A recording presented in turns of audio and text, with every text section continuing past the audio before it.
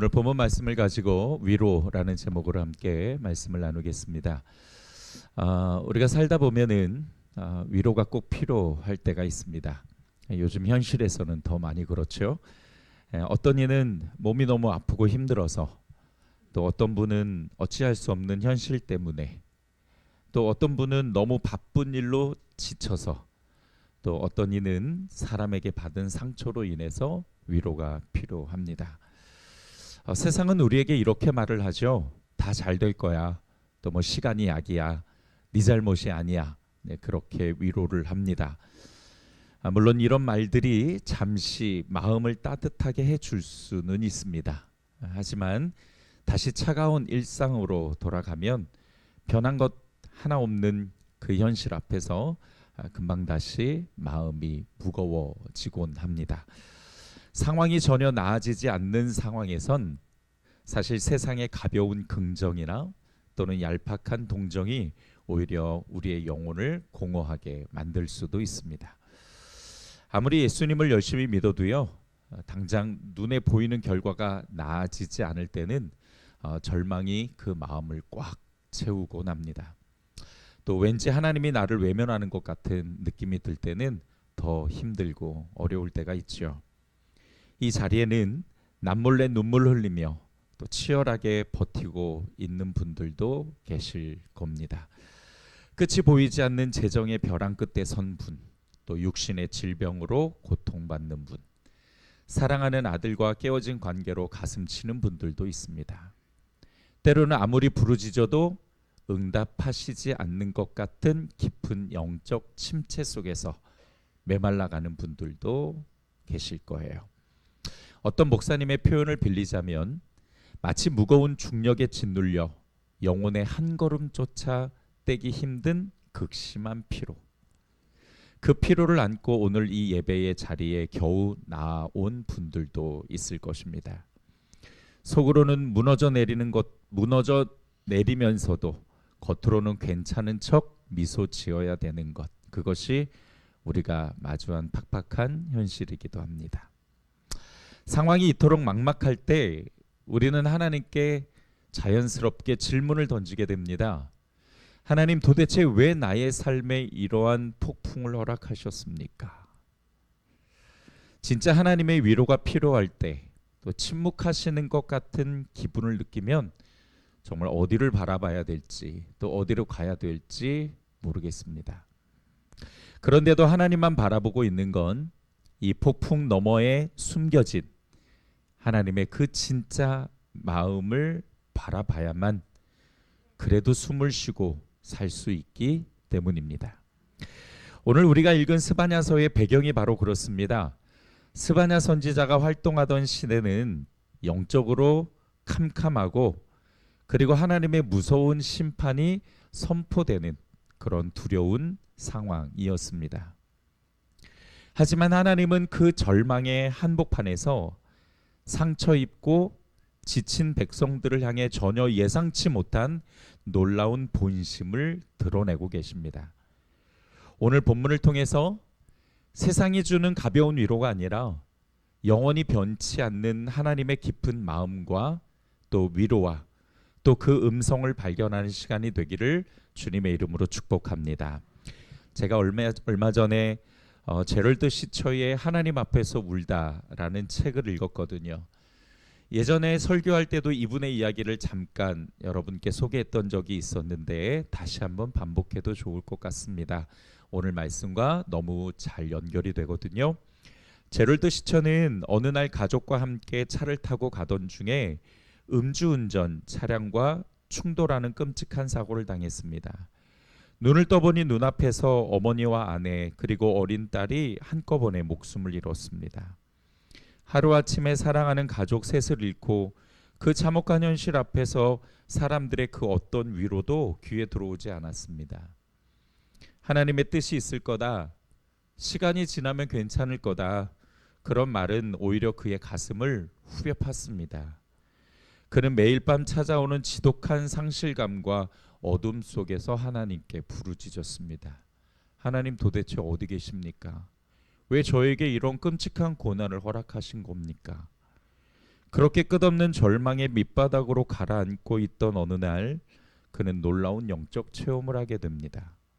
빛을 찾기 위해 어둠으로부터 도망치려고 발버둥치는 대신 내면의 그 깊은 어둠 속으로 묵묵히 걸어 들어가 보았습니다.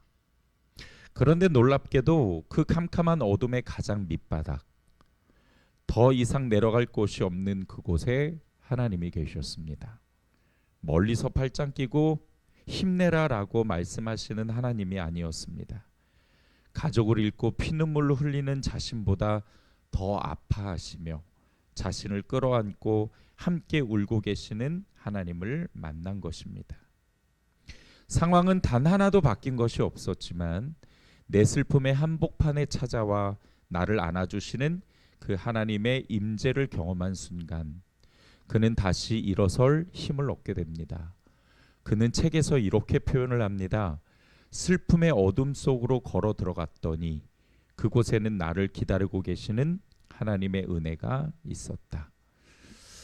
사랑하는 새한교회 성도 여러분, 오늘 우리가 읽은 스바냐서의 배경이 바로 이토록 캄캄한 절망의 밤과 같았습니다.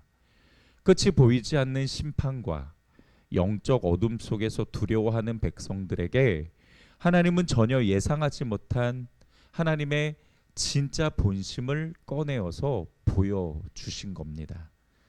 세상이 주는 가벼운 위로가 아니라 내 삶의 가장 깊은 어둠 속까지 찾아와 나를 안아주시는 하나님의 위로입니다. 그 위로가 오늘 스바냐 3장 17절에 어떻게 담겨 있는지, 또 이 말씀으로 하나님은 우리에게 뭐라고 말씀하시는지 오늘 세 가지를 함께 나누면서 하나님을 찾아 힘든 발걸음을 담은 성도들에게 큰 위로와 주의 음성이 있기를 주님의 이름으로 축복합니다. 첫 번째로, 나의 인생 가운데에 하나님이 계십니다. 자, 오늘 본문 17절 상반절을 우리 같이 한번 읽어보겠습니다. 시작. 너의 하나님 여호와가 너의 가운데에 계시니 그는 구원을 베푸실 전능자이시라. 아멘. 이 짧은 구절 안에는 우리를 향한 하나님의 놀라운 그 마음, 본심이 숨겨져 있습니다. 먼저 너의 가운데 계신다 라는 말씀을 함께 주목해 보겠습니다. 우리가 믿는 하나님은 저 멀리 높은 하늘 보좌에 앉아서 팔짱을 끼고 우리의 고난을 구경하시는 분이 아니십니다.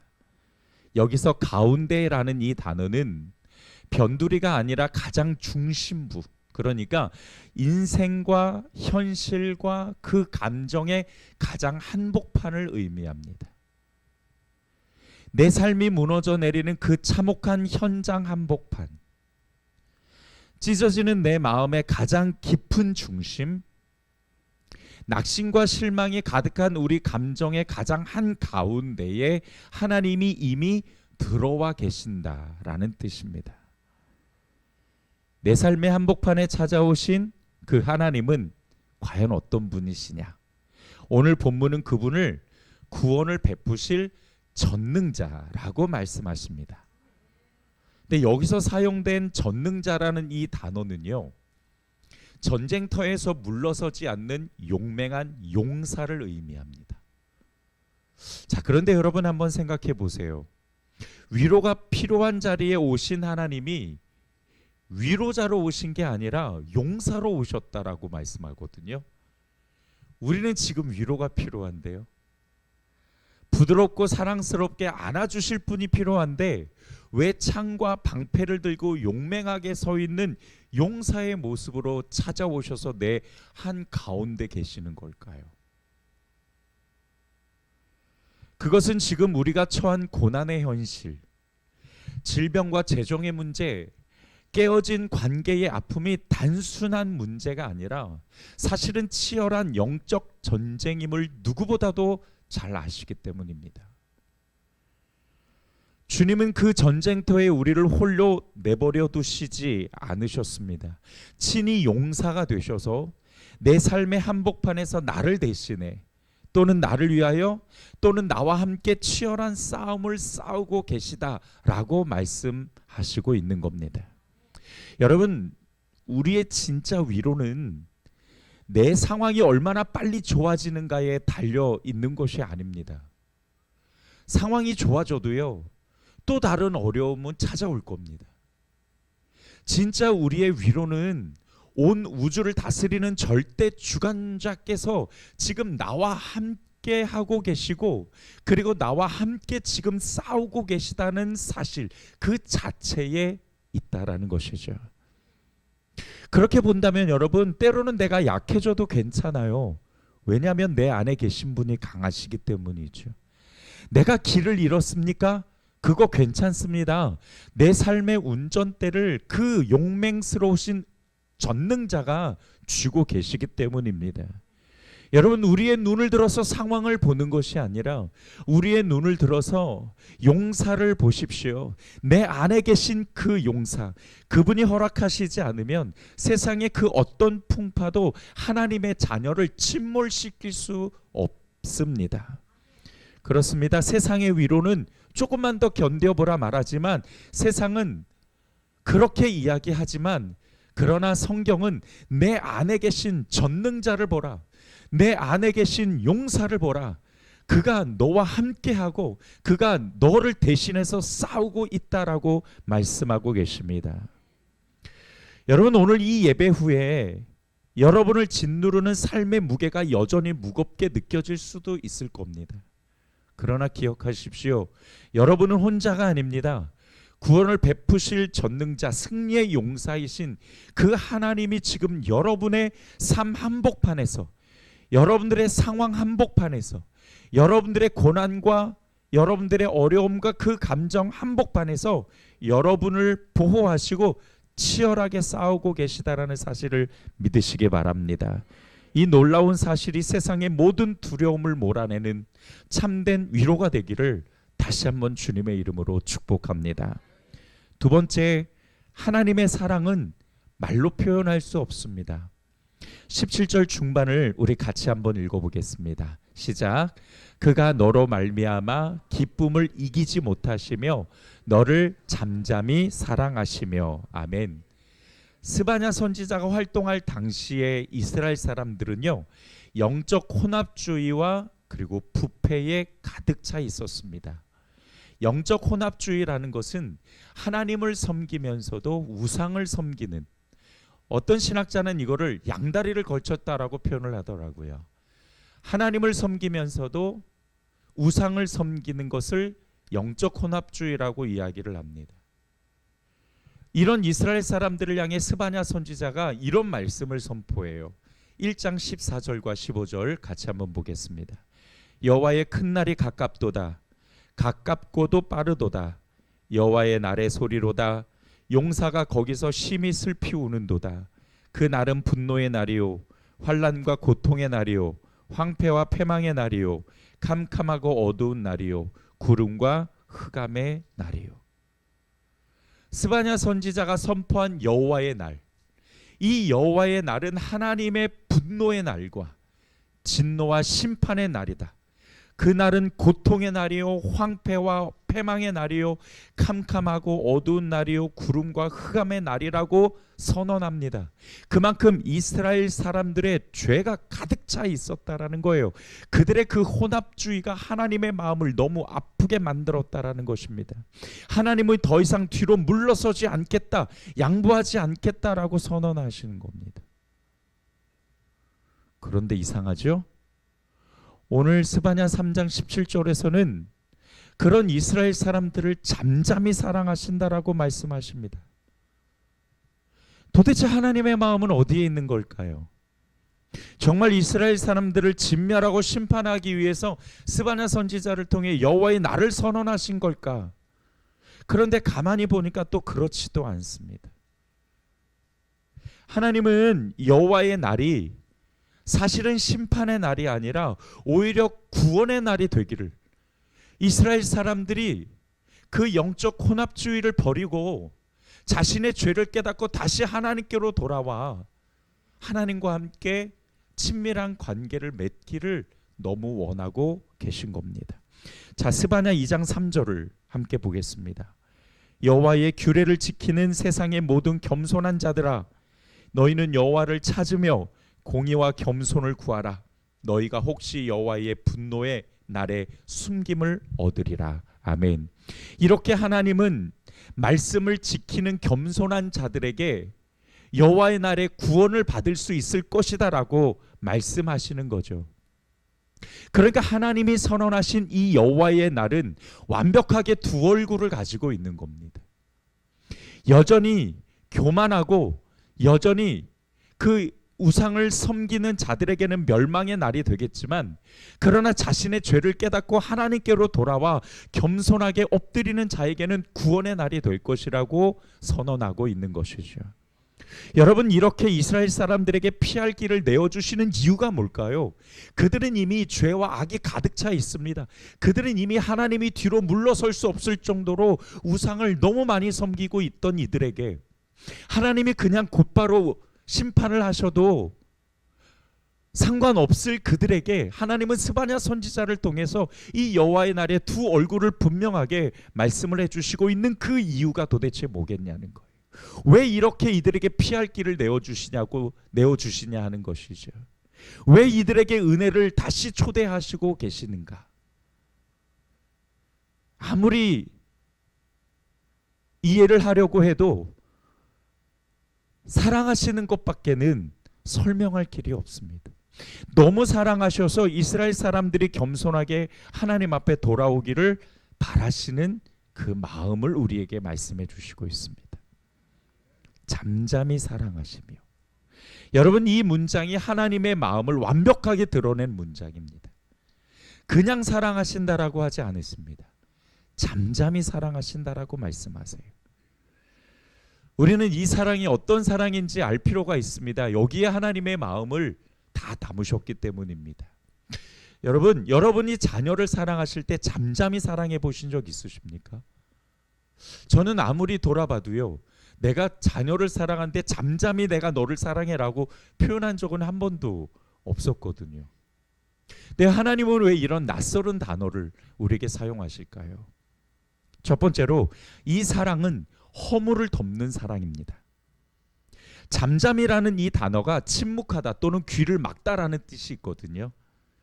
그러니까 하나님은 이스라엘 백성들의 죄를 더 이상 묻지 않겠다. 내가 그 죄를 침묵하고 너희들의 죄에 대해서 귀를 닫아버리겠다라고 용서를 선언하신 겁니다. 자, 그런데 우리가 한 가지 생각해 볼 게 있습니다. 하나님께서 이스라엘 백성들을 위로해 주시기 위해서 이 스바냐 3장 17절을 말씀해 주시는데, 그 위로와 죄를 덮어주시는 것은 도대체 어떤 연관성이 있는가? 그것을 우리가 알아봐야 됩니다. 여러분, 우리에게 위로가 필요한 이유가 무엇인지 다시 한번 생각해 보기 원합니다. 왜 우리에게 위로가 필요할까요? 그것은 죄로 깨어진 세상을 살아가다가 그 깨진 파편에 맞은 상처가 너무 아프고 견디기 힘들기 때문이죠. 하나님이 만드신 완전한 세상은 인간이 영원하고 그리고 문제가 없는 세상에서 하나님과 충분히 복을 누리며 살아가는 세상이었지만, 죄가 세상에 들어오면서 이 세상은 다 파괴되었습니다. 관계도 파괴되었고 하나님이 만드신 형상도 그리고 세상도 다 파괴가 되었죠. 그 파괴된 세상을 인간이 살아가다 보니 그 파괴에서 오는 파편에 맞아서 너무 아프고 힘든 겁니다. 거기에다 나의 죄까지 얹으니 그 상처는 더더욱 깊어질 수밖에 없는 거죠. 여러분, 세상의 위로는요, 일시적으로 진통제를 처방해 주는 것밖에는 되지 않습니다. 그러나 하나님의 위로는 문제의 근원을 치료해 주시는 위로입니다. 하나님의 위로는 값싼 위로가 아닙니다. 하나님의 위로는 나의 깊은 내면으로부터 치료해 주시는 위로예요. 세상이 깨어진 것도, 내가 죄를 짓는 것도 결국에서는 모든 것들이 다 죽음으로부터 오는 것이며, 그리고 하나님의 말씀을 거역하는 것으로부터 오는 것이죠. 그래서 하나님은 죄부터 만져주시는 겁니다. 일단 죄에서 시작된 우리 내면의 교만과 우상, 하나님보다 다른 걸 의존하며 살던 그 죄를 날카롭게 도려내시는 겁니다. 그렇게 철저하게 죄를 깨닫게 하시고 겸손하게 하셔서 하나님 앞에 서게 하시는 것이죠. 그리고 우리를 정결케 하시고 거룩게 하시는 겁니다. 하나님의 사랑은 진통제와 같은 임시 처방이 아니라 진짜 나를 살려내시고자 하시는 사랑입니다. 두 번째로 잠잠이라는 이 단어는 사랑하는 대상을 바라볼 때에 벅차오르는 감정, 그것 때문에 말문이 막히는 상태를 이야기합니다. 여러분, 우리가 보통 너무 이렇게 행복할 때나 너무 감사할 때 울컥하잖아요. 이제 그러면 이제 말문이 턱하고 막히죠. 여러분, 하나님의 입장으로 이 단어는 사실 최고의 단어라고 할 수가 있습니다. 왜냐하면 하나님은 말씀으로 세상을 창조하셨잖아요. 말씀으로 우리를 낳으셨다라고 하셨고, 그리고 말씀을 먼저 보내셔서 그곳에 하나님의 역사가 있게 하셨습니다. 즉 다시 말하면 하나님은 말씀이 있는 곳에 함께 계시거든요. 말씀이 아니고서는 하나님은 아무것도 하지 않으시는 분이세요. 근데 그런 분이 침묵을 하신다, 그런 분이 잠잠히 계신다 라고 하는 것은요, 놀라운 역설입니다. 종종 우리도 말문이 막힐 때가 있습니다. 평생을 기다려온 감격스러운 순간을 맞이할 때나, 또는 어떤 말로 표현할 수 없는 감동이 막 밀려올 때에 앞서 말씀드린 것처럼 울컥하면서 말문이 막히고 나죠. 근데 하나님이 지금 그러신 거예요. 이 잠잠이라는 단어는 언어로 표현할 수 없는 그 언어를 초월한 깊은 사랑을 표현하고 있습니다. 자기의 죄를 깨닫고 겸손하게 하나님 앞에 나온 이스라엘 백성들을 보시고 울컥하신 거예요. 너무 고마워서. 이들이 너무 사랑스러워서 말문이 턱 막힌 상태. 그 정도의 감동과 사랑을 느끼신다라고 말씀하시는 겁니다. 하나님의 사랑은 억지로 짜내는 의무적인 사랑이 아니라 주체할 수 없는 감격과 그리고 감동이 있는 사랑입니다. 이것을 어떻게 표현하면 좋을까 제가 고민을 참 많이 했거든요. 새근새근 잠든 아이 곁에서 그 아이를 바라보는 부모는 말이 필요 없죠. 그저 아이의 얼굴을 가만히 내려다보는 것만으로도 감격스럽습니다. 이 작은 생명이 내게 와주었다라는 사실 하나만으로도 사실 가슴이 터질 듯이 고맙고 사랑스럽죠. 이런 마음이 아닐까? 우리를 바라보시고 잠잠히 사랑하신다라는 이 고백이 이런 뜻이 아닐까 싶습니다. 그런 마음이, 그런 사랑이 우리를 바라보시는 하나님의 마음이고 사랑입니다. 그 마음을 여러분의 마음에 가득 채워주시기를 주님의 이름으로 소망합니다. 마지막 세 번째로 하나님의 사랑은 조건 없는 사랑입니다. 자, 17절 하반절을 우리 같이 한번 읽어보겠습니다. 시작. 너를 잠잠히 사랑하시며 너로 말미암아 즐거이 부르며 기뻐하시리라 하리라. 아멘. 우리는 종종 이런 생각을 합니다. 내가 그럴듯한 헌신을 해야 하나님이 나를 기뻐하신다라는 생각. 아닙니다. 하나님은 그냥 우리 존재 자체를 사랑하시고 그 존재 자체를 기뻐하세요. 우리의 어떤 행위 때문이 아니라, 어떤 조건 때문이 아니라 그냥 우리의 존재 자체를 너무 기뻐하셔서 노래를 부르실 만큼 그렇게 좋아하신다라는 겁니다. 기쁨을 이기지 못하신다라는 이 문장이요, 원문의 어떤 정확한 뜻이냐면 빙글빙글 돌면서 춤을 추는 역동적인 동작을 뜻해요. 이런 것과 같습니다. 그 작은 아이를 안고서 너무 행복하고 좋아가지고 막 이렇게 아이를 안고 빙글빙글 돌면서 그 얼굴에 막 부비부비하는, 그 작은 아이가 뭔가를 해서 기뻐하는 것이 아니라 그냥 그 존재 자체를 너무너무 기뻐하는 거죠. 그러니까 그 기쁨이 너무 감격스럽고 그 기쁨이 넘쳐서 너무 행복하고 가만히 있을 수 없을 정도로 좋은 겁니다. 맥스 루케이도는 이런 하나님의 사랑에 관해 이렇게 설명을 해요. 하나님은 당신을 너무나 사랑하셔서 당신에게서 눈을 떼지 못하십니다. 만약 하나님께 냉장고가 있다면 그 문에는 당신의 사진이 붙어 있을 겁니다. 만약 하나님께 지갑이 있다면 그 안에는 당신의 사진이 들어있을 것입니다. 온 우주가 당신을 향해 손가락질할 때에도 하나님은 당신의 이름이 불릴 때마다 기립박수를 치시며 환호하십니다. 사랑하는 새한교회 성도 여러분, 세상은 늘 우리에게 주인공이 되라고 압박을 합니다. 실적을 내라, 남들보다 화려해라, 좀 더 멋있어져라, 그렇게 이야기를 하고 주문을 하죠. 그러나 온 우주의 주관자이신 우리 하나님 아버지는요, 세상의 화려한 주인공이 아니라 삶의 구석에서 버티고 서 있는 당신만을 뚫어져라 바라보면서 너무 기뻐하고 계시다라는 겁니다. 네가 최고야. 네가 내 아들이고 네가 내 딸이라서 나는 가슴이 터질 만큼 너무너무 행복하고 기쁘다. 이 주체할 수 없는 노랫소리가 오늘 스바냐서 3장 17절을 통해서 우리에게 들려오는 것입니다. 한 주간 세상에서 지치고 상한 성도님들의 영혼을 오늘 하나님의 이 사랑의 음성이, 이 사랑의 노랫소리가 여러분 안에 가득 채워질 수 있기를 주님의 이름으로 축복합니다. 말씀을 정리하겠습니다. 우리의 인생 항복판에서 찾아오신 전능자의 임재, 우리의 허물과 죄를 그냥 덮어버리시는 잠잠한 사랑, 그리고 자격 없는 우리의 존재 자체를 그냥 기뻐하시고 즐거워하시고 춤을 추시는 그 하나님의 사랑과 마음은 여전히 유효합니다. 마귀는요, 우리에게 계속적으로 부정적인 생각과 마음을 넣어줘요. 너 그렇게 살면 안 돼. 너 그렇게 하고 하나님이 기뻐하실 것 같아? 너 그 정도 해가지고 될 것 같아? 그렇게 자꾸 우리를 압박하지만 여러분, 이제는 그 마음을 다 내팽개쳐 버리고 오늘 스바냐 선지자를 통해 주시는 하나님의 마음과 그 위로를 담으십시오. 하나님이 주시는 위로는 세상이 주는 진통제 일시적 처방과는 정말 다릅니다.